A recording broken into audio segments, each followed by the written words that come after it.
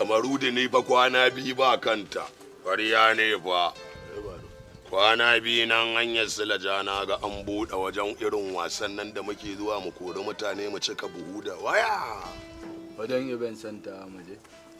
Allah biyar suke ni na daina.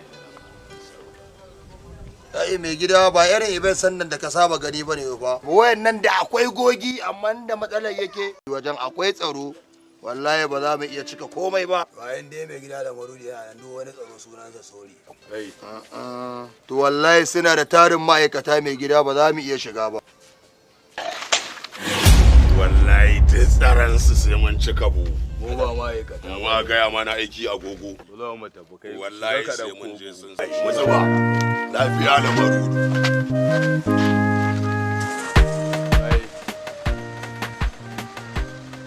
Nan gurin shigarsa sai da hikima. Alabu gashi nan sai mun ci waya. To sai ya cika wallahi.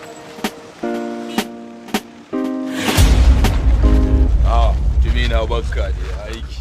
Ba a shiga nan sai da pass. Kai mu da bikin yan uwanmu da wanda zai raina mana hankali ne. Da pass ake shiga nan. Ka bikin yabba ba abokin mace. Uga wannan buhun ma na mine ne. Wannan buhun na zuba ta ƙauye ne da kuma robobi abubuwa da yan gwangwani. Da pass ne kawai ake shiga wurin nan. Kai. In ba pass za ku je hukuma. Ga na ga cewa ba ka fahimta kallana. Ina shi. Allah. Saba zuwa mu ɗebo karnuka abu.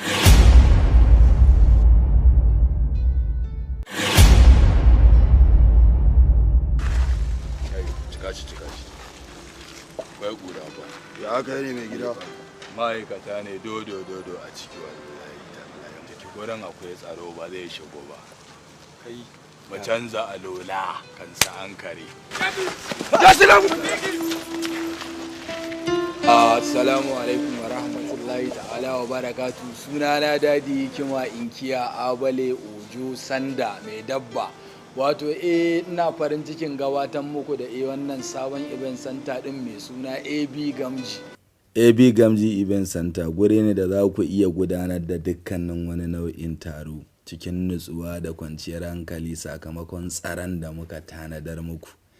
Adres ɗinmu shine Kwamba da ke garin Silaja hanyar Mina, Niger State. Ga kuma nambobin waya ga masu bukin in na ku same mu.